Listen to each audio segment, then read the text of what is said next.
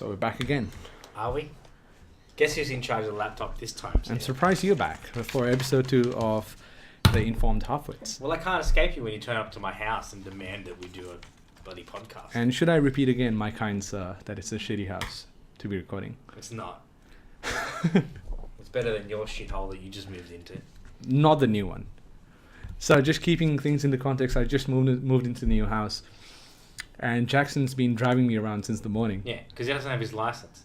Like a poor person. I have a license. It's just a learner's license. It's a learner's license, which means nothing. It means that I can drive, but I just need support. And you got to be helpful as a friend. I'm not going to help drive you around anymore. You're not a good citizen, are you? You're not a good citizen. That's fine. I'm entitled. You're an entitled customer, just like a few people we spoke about last week. And the funny thing is, as soon as we did that, we had a massive week. It was a very long 3 weeks. We had a public holiday. We had some pretty good. We had some crazy customers. Yeah. So what do you have on the table? You're in charge of this podcast. I'm now, in charge today because last time you told me we were going to record for 20 minutes. And how long did we record for? 44. 44 goddamn minutes. But my apt editing skills has, compressed it to 32. You cut most of your bullshit out. Your bullshit out. Trying to say. Yeah. My words were true. They were fact. They made sense. Yours didn't. I disagree with all of that. Yeah. So what have you dragged me in here for today? I don't know. It's just something that surrounds all of us, literally. Like the controllers here, the Nintendo Switch, the Xbox, and our childhood tragedy that we didn't continue. And I'm here stuck with you doing a podcast that makes no sense. That's right. Yeah, so ladies and gentlemen, welcome to the second episode of The Informed Halfwits, where Jackson and I talk shit for about 25 minutes. 25 this time, yeah? We promise it's going to be 25 minutes. It's already been 3, so yeah, let's hurry it up, yeah? So yeah, Road Rash to Red Dead. Gaming. I'm terrible at gaming. I know. Most people would call me, I believe it's called a noob. Newbie or noob, yeah. Yes, I'm surprised you know about it. Because you have a lot of multiplayer lingos, I should say, like noob, or I've learned a lot of Filipino words playing multiplayer games. So yeah, it's global. So what's your experience with gaming? How did it all start? My first ever console, first ever game that I played probably would have been Sonic the Hedgehog 2 on the Sega Mega Drive. Yeah. It was awesome. The Mega Drive, as in the first sort of console that we had at that point, at that time, I think 1995, 96. I don't even remember. Yeah. So the first proper. I remember having to blow into the cartridge. The cartridge to try and get it to work when it would work. Yeah. Oh, were the good days. Yeah, they were. My first game was The Prince of Persia, where you have this. I've never even heard of that. It's a famous game. They've made a lot of versions of it, like on a 3D version, and then a few other versions that were good, but not as good as the ones that came out during the 2000s. Yeah, I don't even think I've heard of it before.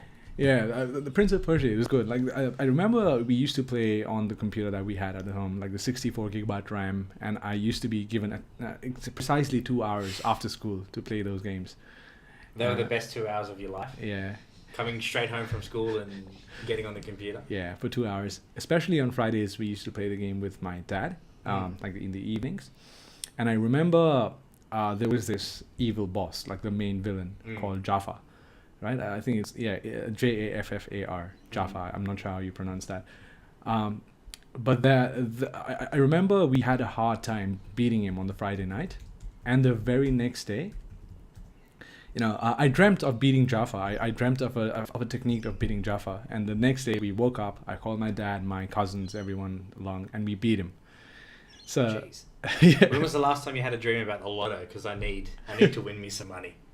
You can buy one from me as well tonight. Yeah. So Prince of Persia. Yeah. I've never even heard of it. I'm having a look at it now. Yeah. So Sony Mega Drive. Or Sega Mega Drive. I've never played it before. No? Yeah, we had certain versions, but I think they were branded by Chinese companies. We had cartridges, and then that's. So they weren't like the legit types. Sega didn't ship to Nepal at that point. No. But you remember playing the game. Yeah, I do. And I think the only consoles that I've owned so far has been from Nintendo.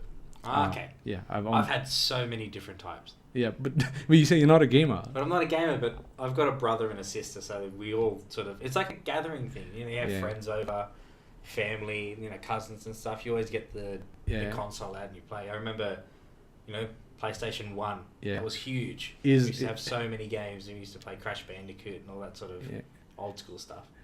PlayStation 2001, I think, the first one that came out. I think 2000. I remember that was a huge... I would say revolution in gaming, because it's Sony like development. Yeah, that was a machine that's made for gaming, that had graphics, the speed. I mean, you had those Sega Mega Drives, but but the comparison between that sort of blocky sort of vision that you get on the old sort of Segas and stuff, and then you get the PlayStation 1, and it was like revolutionary. It was nothing compared to the other ones we had, but. You know, comparing the PlayStation to Nintendo Switch, I think what Nintendo does best is they've always had this mascot like Mario, or you know all the characters, Zelda, Link. You have them, even though you've never played the game. You know who they are. You know what Nintendo is. It's like with Sega had Sonic. Yeah. Sonic was their mascot. Yeah. But there's no real, I guess, unless you've got Crash Bandicoot for PlayStation, there's no real mascot that they have, or the main game that you get. Whereas Switch, you've got Mario, and Mario has been going for forever. Yeah, every Nintendo console had a different Mario Kart. Yeah. So I remember getting a Game Boy SP, I think, which was one of those flip ones, very expensive at that part of the world. I got that for my not sure when I passed my I completed my grade 10. And I remember playing FIFA on it and other games like Mario or Pokemon. It is fun. Like when you play a Nintendo Switch, you go into this world of gaming. Like you interact with the characters, in my opinion. So that's my favorite console so far. Nintendo. I think mine's PlayStation, because that's all I've ever had. Yeah. I had the PS1, the PS2, the 3. Which one's your favorite out of the 4? Out of the PS, probably the 2. Why? There were so many games you get for PlayStation 2. Yeah. And also I bought mine overseas, so we had it chipped. So we bought all the games for like $1 and stuff. So we had all the same games that you get here. Yeah. But they're all copies and stuff, so it was cool. I think the deal with PlayStation 2 was when they first came out, Sony was fairly new to the market. They made games, they had users, they developed the consumer base. But with PlayStation 2, they knew what they were doing. Yeah. And then companies started pitching in, like putting in their stuff from PC into... Then the market started to grow from there. Yeah. Yeah, but although I own a Nintendo Switch, I love Nintendo. I own the Game Boy SP. My favorite platform for gaming has to be PC. Are you one of those crazy PC people? Yeah, and I can give you reasons why. PC over console any day? Any day. I mean, PlayStation 2 was inspired by a PC. Yeah. Honestly, like you have with PC, you can do anything for any game. Like increase the RAM, yes. Change the video graphics card, yes. It's like the ultimate system because it upgrades when the games upgrade. Yeah, and when you're done playing, you can always use your assignments and do other stuff. I'm sure that's what you were watching on your computer. There's no need to lie to me, Sahil. Yeah, I wouldn't lie. I'm not hiding anything. I can see that on your phone, the phone that's recording there right now. There's nothing on that phone. You can have a look. Yeah. So the favorite gaming platform has to be on my PC. And what I love about gaming on a PC or a platform is the perception that's changed over the years. Because I remember how gaming used to be perceived. What was it the same in this part of the world? Yeah. How was gaming back then? It's basically a waste of time. It's something to do when you're, I guess, when you don't have anything else to do. Yeah. So you could be studying, or you could be outside and playing and that sort of thing. Yeah. But instead you're inside playing games. So it's sort of, I guess, a negative sort of view behind it. And you're not going to do anything with it. Yeah. What are you going to do with gaming in the rest of your life? You can't game forever. Yeah. Just interact with characters on the screen and that's it. While your friends are playing outside. Yeah. Yeah. That sort of thing. Yeah. Like I said before, we used to be allocated just 2 hours for gaming because my parents were very strict on how much time I was spending on the computer. Yeah. But it was perceived to be very bad. And we used to have these small cafes like gaming... Internet cafe type things. Yeah, and some of my friends who were considered to be spoiled, I say that in brackets, quotations, spent hours and hours on those cafes, and that's So I think that's why, and they were considered to be not a very good place to hang out. Yeah. I mean, there used to be an internet cafe at Hurstville that we used to go to. You paid like $2 or something, you get like half an hour of gaming, and then as soon as your time's up, the computer like turns off. For us, it used to be rupees, 20 rupees. It turns off as in, so you're playing a game, you can't extend it. You can, but you have to like pause your game, go up to the person and give them another like $2. Have an extension. Yeah. What if someone's waiting for the computer? It was like a room like this, like a small room, and there was like 20 computers just lined up in aisles. Yeah. So you could extend it, but I think it was more pay for the amount that you want now and go play. Yeah. So with these gaming centrals, did you have problems like in the society when you have like people making a lot of noises, and is that why it was perceived to be not a good place to hang out? Not really. I mean, there were sort of arguments and fights. I mean, I only ever went there like 4 or 5 times. Yeah. Because like I said, I'm not really into gaming. I get bored before the thing turns on. So And hence you own so many platforms. Is it? I know. But I mean, I do enjoy it when I'm bored or got nothing else to do, but it's not the first thing I sort of go to. Yeah. But I do enjoy it. Yeah. Some games, like, even me, I'm not a hardcore gamer. I've seen people who spend hours and hours and hours investing in games. But I think the reason why I play games is, I don't know, when I just feel empty. When there's something I haven't done in real life, I just use gaming as an excuse to fill that void. Okay. Yeah. So, but, as the years have gone by, esports. Yes. Esports have become a boon to the gaming industry. Huge. Yeah. There's so much money and there's so much prize money in esports. I mean, even, let's have a look here. Have a look at the thing where they play on these big arenas. Let me have a look. So even esports is huge betting wise. So you can gamble on esports now. Gamble, like gamble on esports. Put money on teams to win. Put money on teams. So either you lose or win. We can do one now. When's the next one? It's at 7:00 today. Yeah, do it. You've got the money. I don't. He makes a lot of money, by the way. And there's like proper markets. So there's, gaming, because they're gaming teams, aren't they? Yeah. They're not single player. Nah. Sort of sport. So how many? Like, what's a team sort of consist of? Like 5 or 10 people. Yeah, 5 to 10 people. Sorry. Okay. Yeah. So you have 5 people playing. Yeah. And then 5 as coaches, mentors, substitutes, just in case someone's sick, that sort of thing. Really? Yeah. Like it's a team out there. Because everything I've ever sort of imagined with gaming was one person sitting there versus another person. Yeah. So with this, it's more. So what sort of games do they play? I think the most famous one at the moment is Defense of the Ancients, or Dota. Mm-hmm. And then you have Counter-Strike. You have.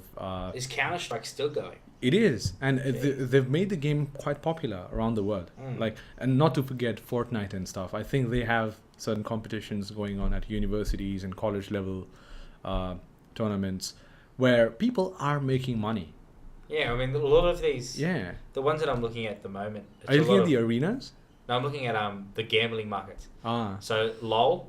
Yeah. So what's a LOL? League of Legends. It's sort of like Defense of the Ancients, but yeah, it's a different version. Not a different version, a completely different game, but inspired by Defense of the Ancients. They've got global rankings. Mm-hmm. There's ESPN, like news articles and stuff on them. Yeah. There's videos. Trust me. No, look this guy up. His name is, I think, Sumail Hassan Saeed. God damn, how do I spell that? Sumail. Hold on. Yeah. Sumail. AIL. And then Saeed, Syed.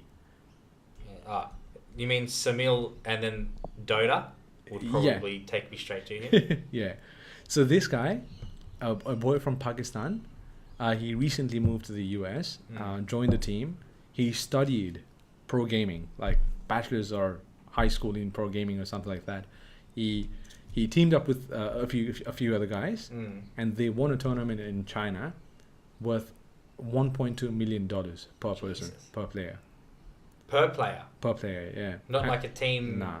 Nah. So they had like a team prize and then they divided it per person. Yeah. So I'm having a look at his Wikipedia page. Yeah, and I think the highest prize money for any esport gaming is $11 million. I think it's called the International for Defense of the Ancients. Wow. Now imagine that, man. You start off, you play games, but you never know where that's going to lead you. Exactly. Yeah, if you're good at it, of course. He was the youngest gamer to surpass $1 million in tournament prize money. Yeah.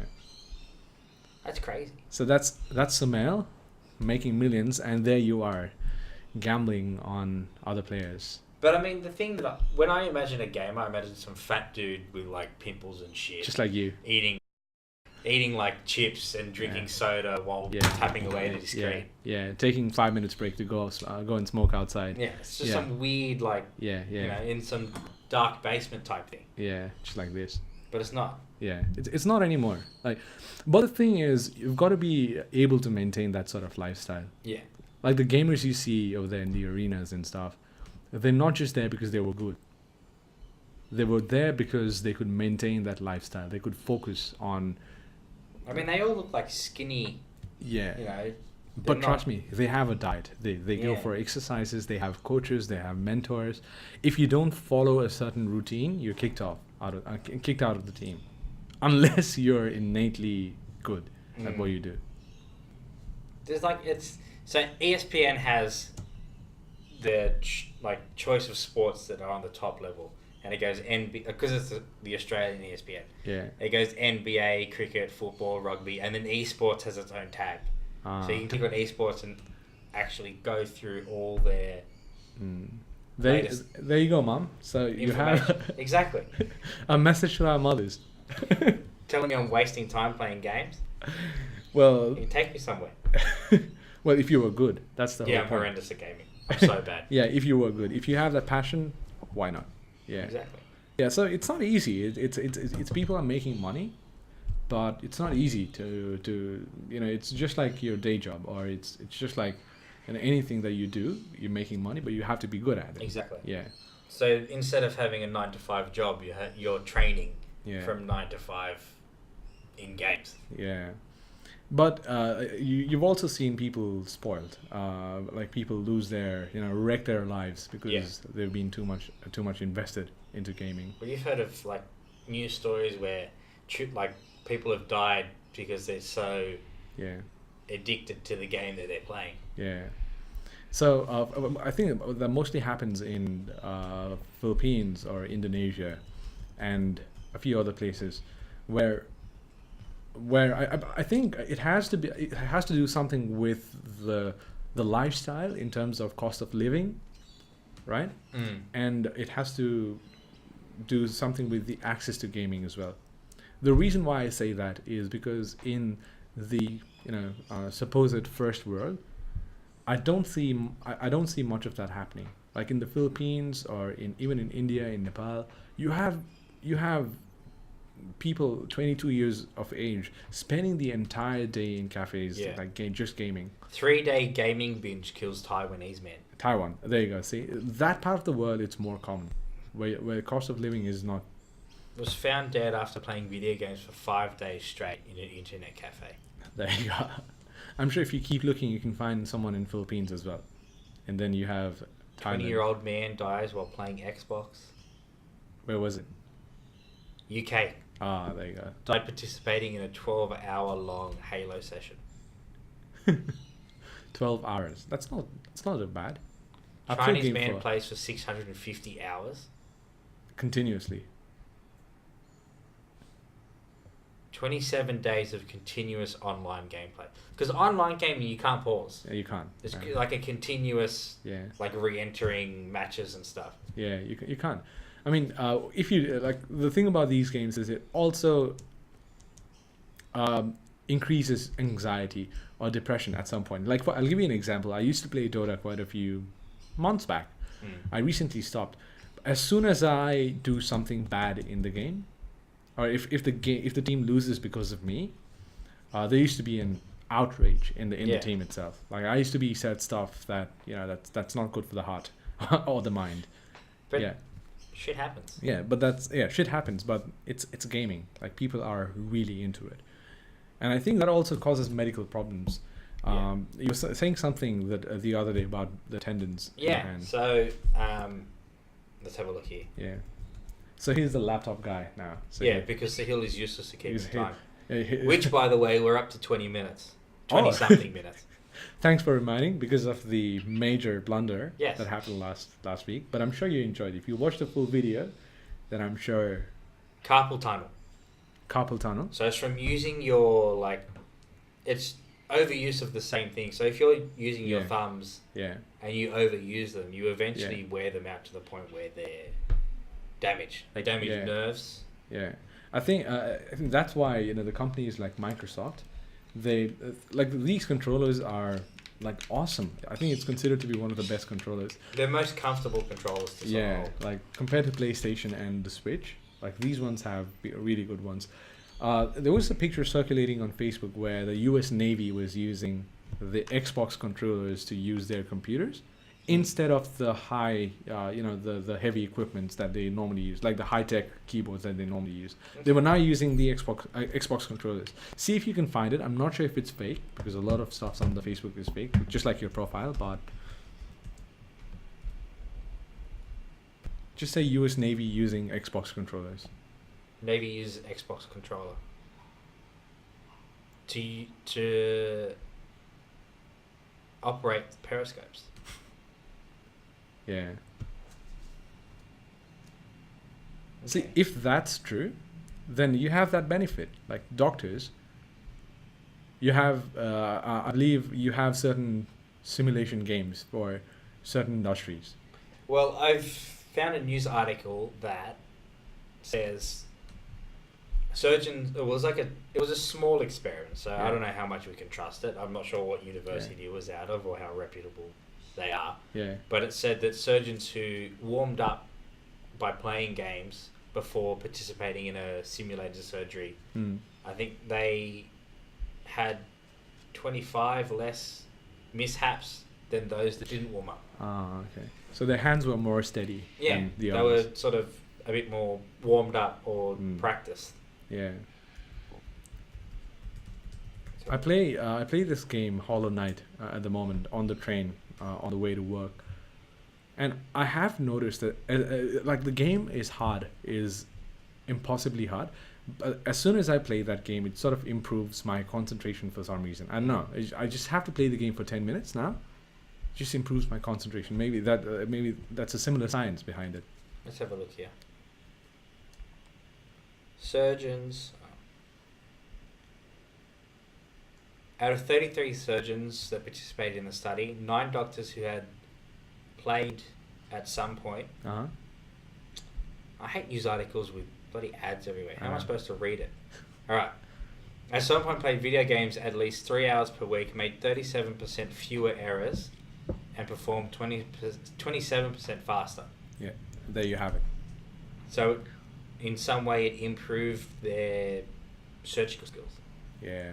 I think video games can improve fine motor skills, hand-eye coordination, and visual attention, depth perception. Yeah.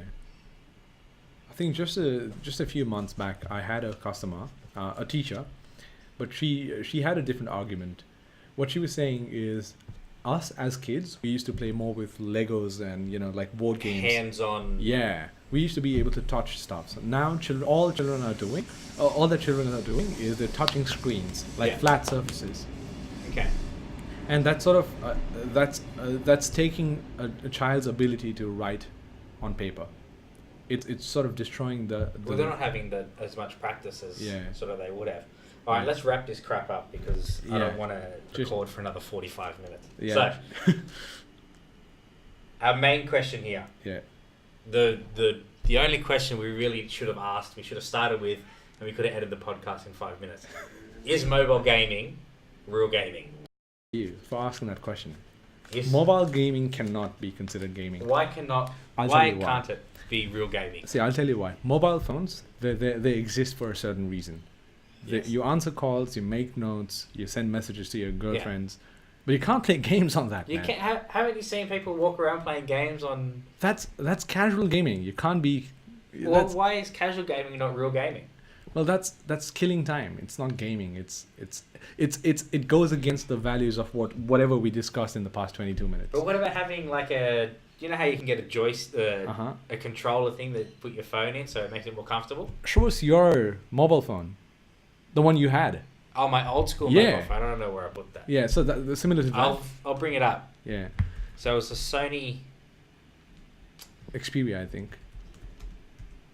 Yeah, so that was pretty cool. You slide the phone open and then you have a joypad. 800i.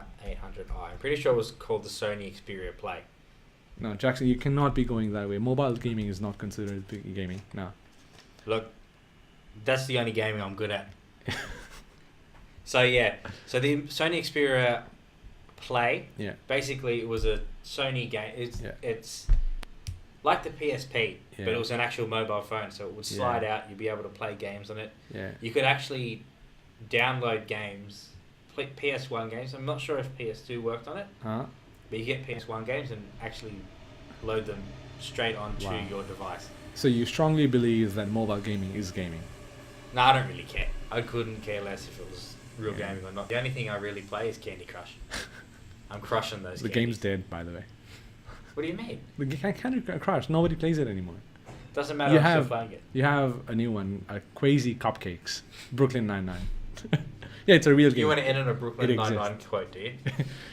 Right, so if you've listened this far, you really love us. Thank you. Yeah, you love us, don't you? Because that was another half hour of crap. Yeah, it was hard for you, wasn't it? I think this is the most productive you've been in 24 years. I keep saying it. No, I do better things. I've got so much. You must be friends with more people like me. I've got so much better things to do. Like what? Sitting on that couch. That's it. Drinking Coca-Cola. That's it. Playing Nintendo Switch. Yeah. You know what? Let's play Nintendo Switch. All right. Let's end this crap. All right.